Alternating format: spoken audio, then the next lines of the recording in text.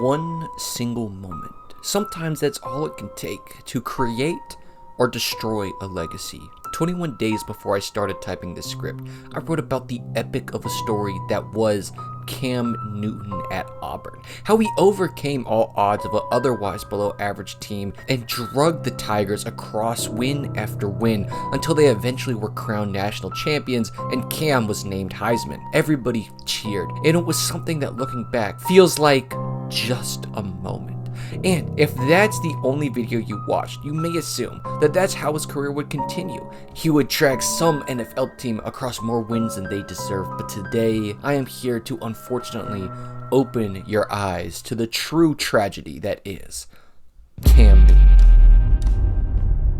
So let's start where the previous story ended. Cam had just won a Heisman and all eyes were looking forward to the draft, where it was looking like the 2-4 Panthers, now 7 years from their last Super Bowl run, would try to find their new quarterback since apparently, hold on, let me check my notes, Jimmy Clausen was not going to get it done after the previous Super Bowl contending quarterback Jake Delhomme had just been claimed by the Cleveland Browns, known quarterback savants. So in the draft, they go after the big dog, the dynasty creator we all thought, Super Cam. So going into 2011, here were the roster highlights. You had Cam Newton throwing the rock for them. You actually had a really solid offensive line to protect them, and there was also known quantities of Steve Smith as well as a fan favorite Greg Olsen already on roster. So it seemed like all they needed was that quarterback to come in and take them to the next level, which would appear to be the case as they went from the second to last ranked offense in 2010 to all of a sudden being the fourth highest ranked offense in 2011 with the addition of Cam. And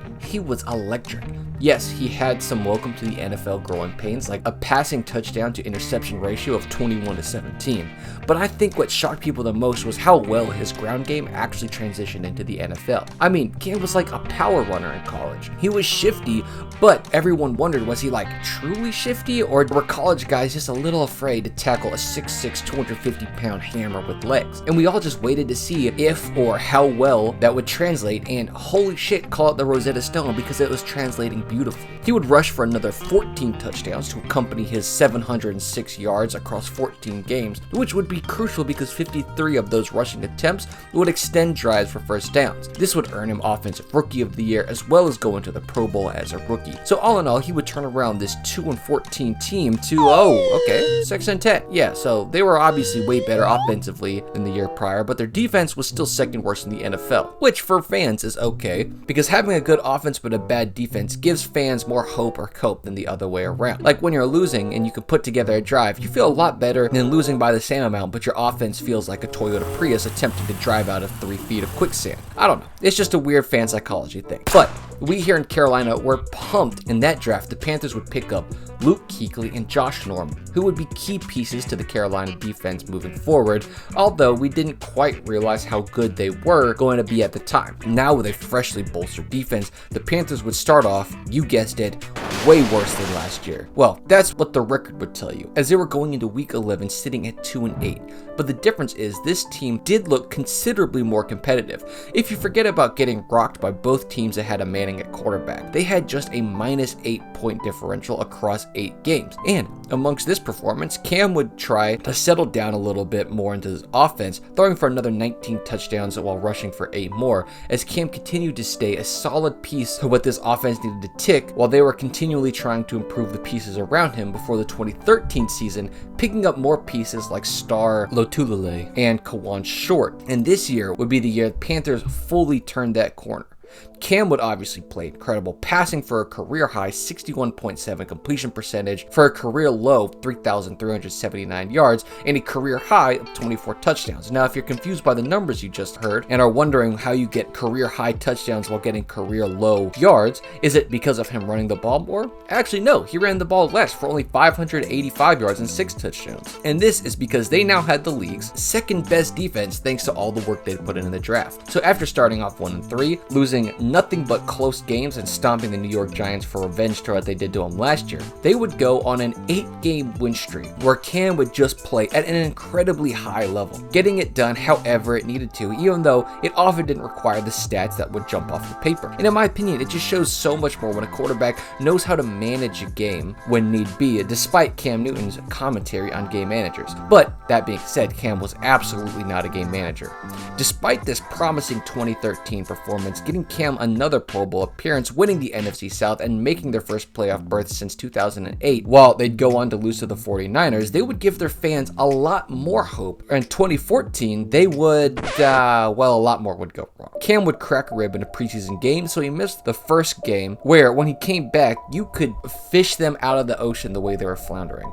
On average, they looked pretty bad, but at the end of the season, looking rough, they would fight and scrap their way through the last 4 games, where Cam would get into a nasty car accident, miss a game, but come back for the final 2 games, and in an amazing show of grit, they would finish out 7-8-1. And if you thought that meant their season was over, no sir, they are part of the worst conference of the NFL, so they would actually finish a number 1 in their division, sneak into a wild card round, where they'd actually beat out the Cardinals before dropping their division game to the Seahawks, who would later go on to win the Super Bowl by handing the ball off to Marshawn Lynch with just seconds in the game, upsetting the Patriots, right?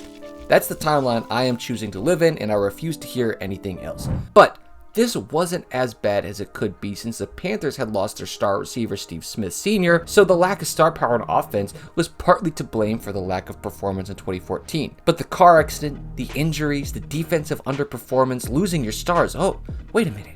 It's about to happen again. They were about to unlock Auburn Cam Newton by putting so much pressure on him that he can't, this is the NFL. He can't drag the team this far, can he? Oh yeah.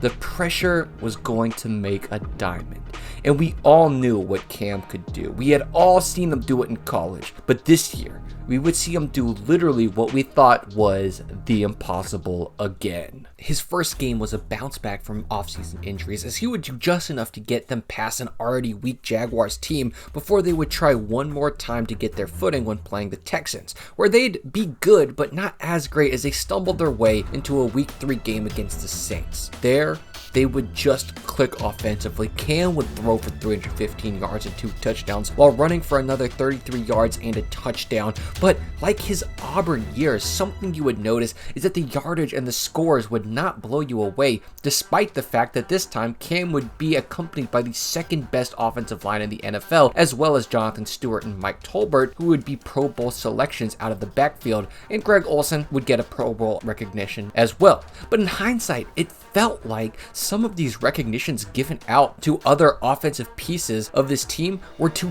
justify how this offense was the highest scoring offense in the NFL that year. But the reality was, when you turned on the tape, they were the best offense at scoring because of one man, Cam motherfucking Newton. It's so hard to put a number to. Yes, he threw for 3,837 yards while passing for 35 touchdowns, a completely unexpected passing performance showing that he really had mastered the air game in the NFL. And on top of that, he was throwing to a wide receiver 1 of Ted Ginn Jr., who was 30 at this point and far from his prime. His tight end was very good, which definitely helps as he became Cam's primary target. But just watch this run against the Falcons. Just watch, goddammit. Cam didn't just want to win, Cam needed to win. He lost this game, ironically, but every game, Cam was laying it on the line. And like he alludes to later, he was a game changer. He made the plays that had to be made, and that was apparent in every single game you would turn on, as he was once again dragging this otherwise mediocre offense to be one of the most dangerous in the NFL. So aside from their aforementioned loss to the Falcons, they triumphantly went to the postseason at 15-1. From here, they would fight a very hard battle against a completely stacked Seahawks unit who was posting the league's best defense, and still Cam would do enough to protect the ball and let the Seahawks' own Russell Wilson throw the game away to the tune of 2 interceptions, one being directly a pick 6 and the other resulting in a field goal, while Cam would just make no mistakes, play the ball game he needed to play to take the Panthers past them on a 31-24 win. This would take them to a surprisingly strong contender. It would be against another bird team in the Cardinals, led by the astounding arm of Carson Palmer. Palmer,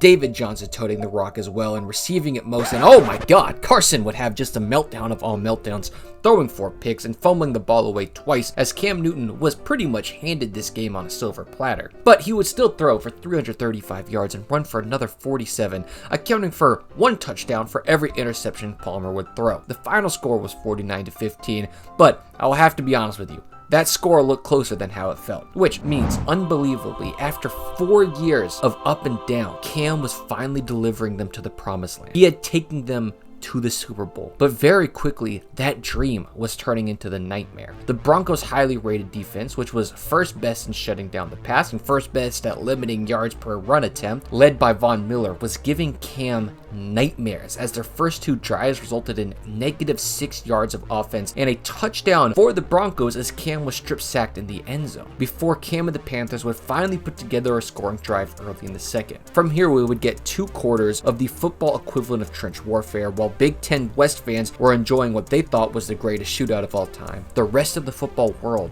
was just tired of watching both teams spin their wheels, as we had gotten a grand total of 3 field goals in 36 minutes of play since the last touchdown. As I flash forward to the fateful drive that would change everything, Cam would hand the ball off to Tolbert, who would get a yard before dropping back, seeing nothing in front of him and throwing it away. Then 3rd and 9, down by 6, 4 minutes left in the game, a chance to stay in it. Von Miller would snake around and strip sack Cam.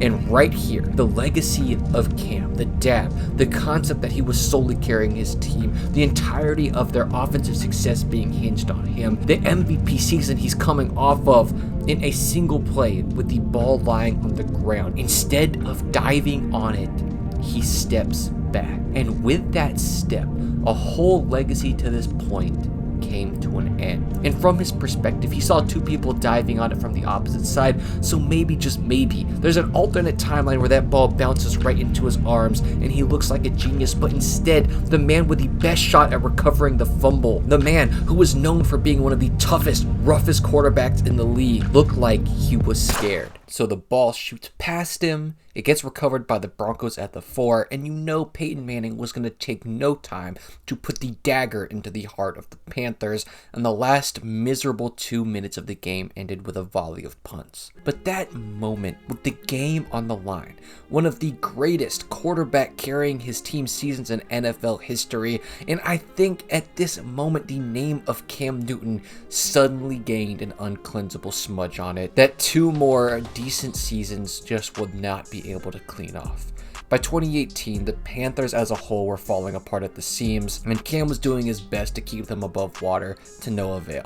A TJ Watt sack would injure his throwing arm, and Cam finally had the physical wound to complement the emotional one that we all felt for him, as this is often cited as the breaking point for his career, and we would never see him reach the heights of his 2015 season again. Although we can hope that history will look kindly on him for giving the Panthers their best season of all time, for giving them hope. It's just the fact that the fairy tale season will always be remembered for the way that it ended and Cam's role in it, proving that sometimes, in the rarest of circumstances, one single lone play can in fact ruin a legacy.